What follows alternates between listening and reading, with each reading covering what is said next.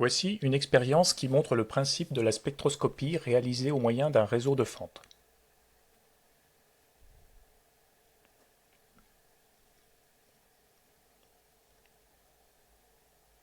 Dans un premier temps, nous utilisons une lampe à vapeur de mercure. Une fente de largeur réglable est placée devant la lampe.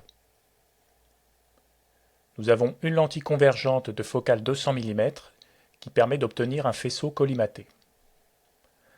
La lentille est placée par la méthode d'autocollimation, qui consiste à placer un miroir plan afin de former l'image de la fente sur le plan de la fente.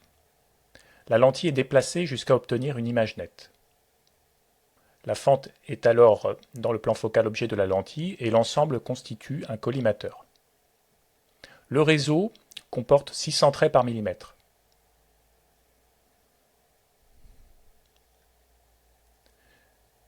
Juste derrière le réseau, nous avons placé une caméra munie d'un objectif de focale 16 mm, réglé à l'infini. La caméra est orientée de manière à donner une image du spectre d'ordre 1.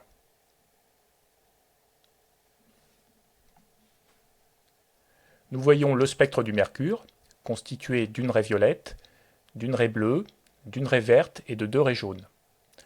Le spectre s'étend sur environ 10 degrés, un angle assez faible pour qu'on puisse considérer que l'abscisse sur l'image est une fonction affine de la longueur d'onde.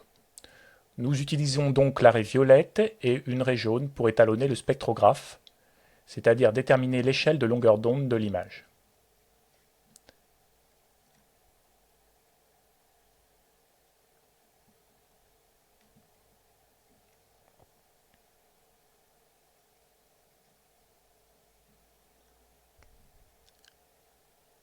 Nous plaçons à présent une lampe à vapeur de mercure et de cadmium.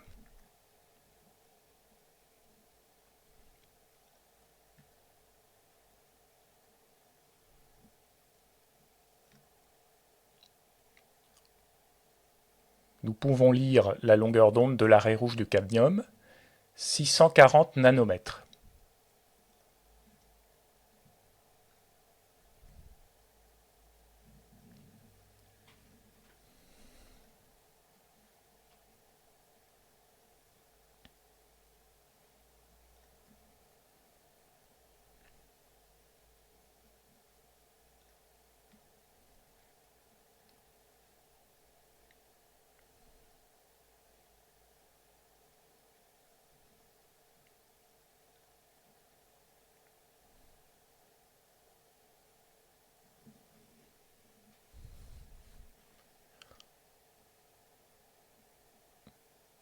Afin de réaliser une spectroscopie d'absorption, nous allons utiliser une lampe à incandescence. Le temps d'exposition de la caméra doit être réduit, car l'intensité est beaucoup plus grande. Nous voyons un spectre continu s'étendant sur tout le domaine visible, même si la lumière ne parvient pas sur la partie extrême du rouge.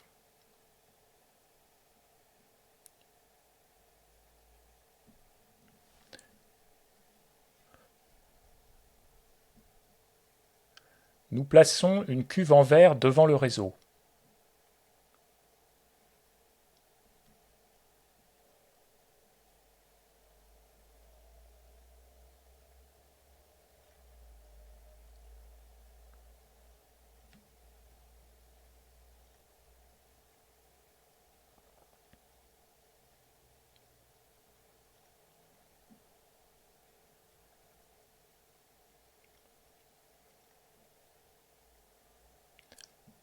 Le spectre obtenu est mémorisé car il servira de référence.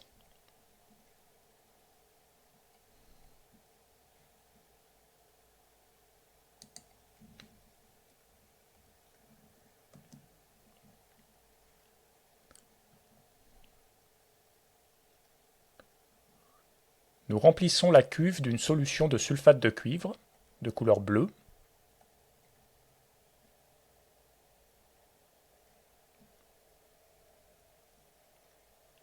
Le spectre montre que cette solution absorbe fortement la partie rouge du domaine visible. L'absorbance de la solution est définie comme le logarithme décimal du spectre de référence moins le logarithme décimal du présent spectre. Nous traçons l'absorbance en fonction de la longueur d'onde. L'absorbance est proportionnelle à l'épaisseur de la cuve et à la concentration des ions qui absorbent le rayonnement.